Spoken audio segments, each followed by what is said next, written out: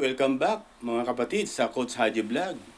Alright, thank you sa mga mapayapang kaarawan na ibinigay sa atin ng Ama. Salamat sa mga nag-subscribe po. Salamat po. At sa mga nag-views, thank you, thank you, thank you. Sobrang na-appreciate ko po yun. Sa mga hindi pa po nag-subscribe, subscribe na po kayo. At kung mabigat naman po yung subscription, kahit na like na lang or comment sa baba, thank you na po sa akin yun. Salamat at maraming salamat po. At pagpalain po tayo ng Ama na ating lumikha. Magandang umaga po sa inyong lahat, sa iba't ibang dako ng mundo, kung gabi o tanghali, magandang tanghali, magandang gabi po sa inyong lahat. Dito po sa ating Pilipinas, ang oras po ay alas 8:30 ng umaga po. Thank you po at God bless sa lahat. Ang bibigyan natin ng reaction at tatalakayin natin yung regarding do sa sulat ng agent na pumirma do sa free off na in-expose ni Boljak TV, si Maharlika. Yung nakaperma doon, na pumirma doon na sa pumirma ng dokumento na free off. Yung agent po doon, yun, lumabas na, nagbigay siya ng patotoo o tunay sulat. Binigyan nga daw yung Office of the President, sa FEDEA, sa Congress, inunahan na ni Maharlika yan sa Senado, nakarating na lang daw base doon sa kanyang testimonya. Hindi po tayo nagbibigay ng gano'n. Si Maharlika nagbigay na nakarating na doon. Yun ang ating pag-uusapan. At ganoon din doon sa yung tungkol sa drug test ni Attorney Vic Rodriguez. Okay? Simulan natin mga kapatid, bigyan natin ng reaction, counting opinion lang po yun. Tayo po ay nagre-reaction lang po at nag-opinion. Disclaimer po hindi, ito po ang aking opinion ay opinion ko lang po. Hindi po ito nagre-represent sa opinion ng iba. Nililinaw ko po opinion ko lang po ito. Malaya tayong bansa, pwede tayong magbigay ng expression ng ating sarili. Magbigay tayo ng opinion o reaction. Okay?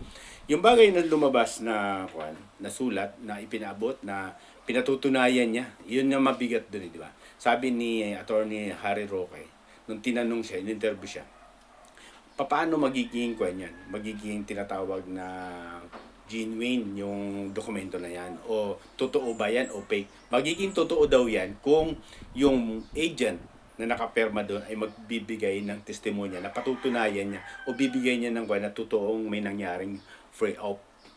Hindi nga lang natuloy dahil nga sa may umarbor nga, di ba? Dito naman sa ating bayan, gano'n naman Talagang nangyayari dito sa atin yung tinatawag na arbor. In-arbor yan. Bakit may walang code sa taas? Dahil nga, hindi nga po natuloy kasi nga may umarbor na isang mataas na official ng Malacanang na dating ES yan.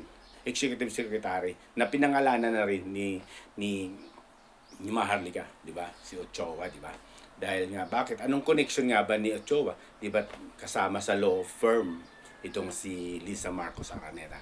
Kasama niya yan. Kaya, nagkukonek-connect. Yun naman ang makon doon. Sabi nga ng attorney Harry Roque, magiging ganap lang yan o magiging matibay na ebidensya kapag yung agent na nagbigay dyan ng yung pumirma dyan ay isa siya sa magpapatunay na may nangyaring ganyan, talaga operation ng PDEA. Ay nagbigay na nga po ng kaya ibig sabihin, sabi ni Attorney Roque, ito yun.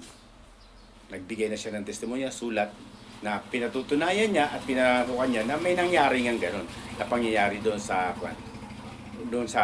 na gano'n talagang may nangyari na kaganapan, na nasangkot nga po sa pangalang, di ba? Ang alias doon si Bonget, di ba? Tapos isang actress na pinangalanan na rin yan. Actress ng ating Philippine movie dito sa ating Pilipinas. Mabigat po yan yung ganyang situation. Talaga nagpapatunay na totoo siya. Bakit? Dokumentado. Yung dokumento, yung perma, yung pumerma, yung nagbigay yung agent doon ay nagbigay na ng katunayan na totoo, may nangyaring ganyan noong 2012. Yun ang makuha doon. Nagpapatunay na talagang question. Kaya bagay doon sa mga sinasabi ni Maharlika, tumataas yung credibility niya. Tumataas yung bagay na sinasabi niya kasi nga may mga dokumento na nagpapatunay na gano'n. Pero sabi nga, di ba? Sabi nga ni Attorney Suplico, hindi papasa kasi nga. Kasi Xerox lang yun Yung original kasi nandito sa Pilipinas, di ba? Ipinorward lang kay Maharlika yung kumbaga sa fax o ano pa, pinorward lang doon. Pero ang totoong original nandito nga daw, sabi ni Maharlika. Yun, isa sa mga kwan yan, magpapatunay na talagang itong ating administration, itong ating Pangulo na si Ferdinand Bongbong Marcos ay nadadawit doon sa ipinagbabawal na gamot. Na ang isa pa doon yung nangyaring kwan na picture o na videohan yung unit yung palay di ba sa Rockwell nung panahon na mayroon namang inabuso o parang sinaktan yung mga katulong nitong actress na to na videohan yung unit talaga. Kumbaga kwan siya nagkaroon man siya ng counting error pero yung unit at saka yung location tugman-tugma, di ba? Kaya kwan yan. Kaya yung iba nananawagan, di ba? Na yan, pasubalian nyo sa PDEA, di ba? Nirebank na yan, di ba? Di patunayan nyo, di yan, lumabas na yung agent. O di, ikon nyo, i-establish nyo na fake yan. Dahil sinasabi nga nila yung AI, di ba? Di ba? Hindi naman AI yan kasi nga dokumento yan. Hindi naman wala namang editing diyan, wala namang di ba? Di nasunog kayo ngayon yung pwede sunog yan. Kumbaga, kung titingnan mo mabuti, nasunog siya doon. Kasi nga, nilabas nila yung tinatawag na AI, Artificial Intelligence, di ba? Samantalang, yung inilabas naman ni Maharlika, isang dokumento na hindi po masasabing AI. Bakit? Nandun pa may mga tama pa ng stapler, di ba? Mano-mano noong 2012 pa yun. Ang AI, ngayon lang naman yan, di ba? Kaya yun ang mahirap doon, yung tinatawag na, ito napapansin ko, di ba? Unit o isang sangay ng ating pamahalaan na PDEA, di ba? Sana naging kuwan muna. Yung parang, wag mo nang bumaling sa isang parte. Bagamat hindi natin masasisi dahil unang-una, siyempre, ang nag-appoint yan, di ba? Sa pwesto nung ni Lasso, siyempre, alam mo naman, yung administration.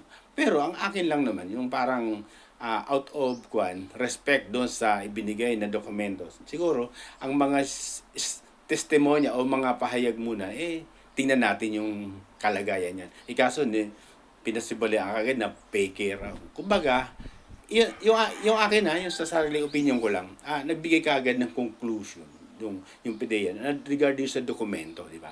Bagamat kwan nila yan siyempre. Pero ang akin doon bilang sangay na nangunguna sa paglaban ng droga, dapat naging kwan siya. Ang akin maging pag-aralan o tingnan muna natin yung dokumento bago magbigay ng mga ganito. O tingnan yung situation para kasi ang nangyayari parang ang nangyari do sa nilabas na kuan ng PDEA parang di ba pinagtatakpan mo o hindi natin sinasabi nagtatakpan na binigay kaagad yung negatibo na AI yung dokumento, di ba? Ibig sabihin ipinagtatanggol niya kaagad yung kanyang di ba ng ating pangulo. Walang problema yun yung ipagtanggal mo yung nag-appoint sa'yo bilang just sa PDEA. Pero alalahanin mo na yung usapin dito ay nasasangkot siya sa droga, di ba? Di ba pwede ba? O sige, imbestigahan natin yan, pag-usapan natin yan, pero gagawin ba ng PDEA yan?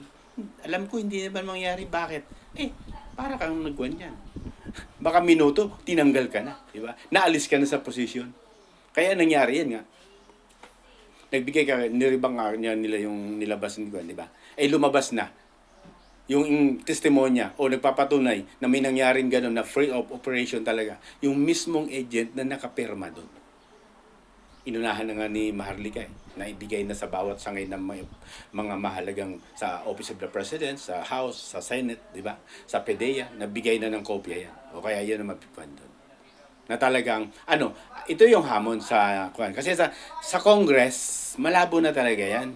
Malabo, yung sulat na yan, ng agent na yan, at handa siyang mag-testify o ipaabot sa taong bayan kung anong nangyari nung time na yun. Yun ang base doon sa nakasulat sa kanya. Pero sa Congress, malabo na yan. Bakit? Kalyado lahat ng Pangulo yan, yung Congress. Karamihan. Pero hindi ko nila lahat po May mga congressman naman dyan na talagang matitino naman. Mayroon pa naman talagang nalalabi dyan. Pero yung majority dyan ng sa Congress, kalyado ni Tambayan. Hindi, kasi politics yan yung bagay na yan, dinudugtong nila sa isipan nila, bahagi ito ng demolition job for politics kay BBM para maalis sa posisyon, di ba? Siyempre, gagawin naman ni Tamba bilang House Speaker, siyempre, didepensahan niya yan. Pinsan niya yan, di ba? O sasabihin niya, hindi sa atin lulusot yan. Bakit? As a politics nga eh. Di ba, cover ko, kukuha mo yan, didepensahan mo siyempre yan. Kaya hindi talaga uusad yan sa Congress, yung papel na yan, na ibinigay ng PIDEA agent na, hindi uusad yan. Maniwala, 100% hindi uusad yan. Pero sa Senado, baka nga umusad yan sa Senado, sa pamamagitan kasi ang sa dangerous committee ng Senado parang ang nangunguna diyan ay si Senador Bato de la Rosa.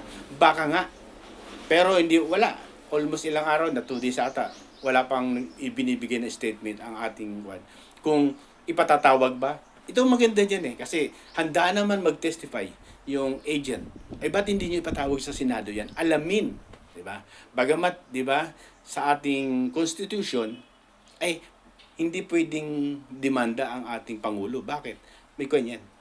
May immunity yan sa kaso. Hindi mo pwedeng demanda yan. Ang magiging bahagi lang na para maalis siya o ano pa man, yung nasa impeachment, di ba, sa Congress. Pero, ang salitang impeachment po talaga na proseso, pagmumula yan sa Congress. O ano mangyari doon? Di ba? Kung hindi magmumula sa Congress, ipapasa sa pag na-impeach na ang ating sa Congress, di ba? Ipapasa sa upper house yan. Walang mangyayari nga sa Congress. Bakit? Hindi na nga mangyayari kasi kaalyado niya lahat yan. Di ba? Hindi lulusot yan. Yung na yan. Kaya ang mangyayari diyan, for investigation, aid of legislation lang ni Bato de la Rosa, ni Senador Bato de la Rosa. Ang mangyayari dyan, hearing lang yan. Alamin lang, i-establish lang, alamin ko yan. Parang ganun lang mangyayari dyan. Pero, a-action ba yan? Diba? Pero bagamat may ibinigay na ng sulat, siyempre, bahala sila. Kumbaga, nasa Senado na po yan. Kung magkakaroon silang tinatawag na pagdinig dyan. Yun ang magkwento, di ba? Yun ay isa sa mga binigyan natin ng reaction. Okay, mga kapatid, sana naunawaan nyo. Konting reaction lang yun. At opinion lang natin yun. Diba? Nakikibahagi lang tayo tungkol doon. Yung sundan natin yung yung sundan natin yung drug test ni bagamat nasa privado siya, si Attorney Vic Rodriguez, nagpa-drug test siya. Bakit? Sabi nga, lead for para pangunahan mo. Di ba? Kumbaga, ikaw ang nangunguna sa ating bansa, pangunahan mo isang example. Di ba? Maging example ka sa mamamayan na magpa-drug test ka. Bagamat privado na po si Victor Rodriguez, pinakita niya yung pagiging transparent na yan, negatibo siya. Kaya nananawagan nga siya, di ba? Di ba? Kung ikaw nangunguna sa ating bayan sa bawat sangay na, hindi mo pakita ka ng example. Di ba di ka magpa-drug test, di ba? Yun ang hampo niya.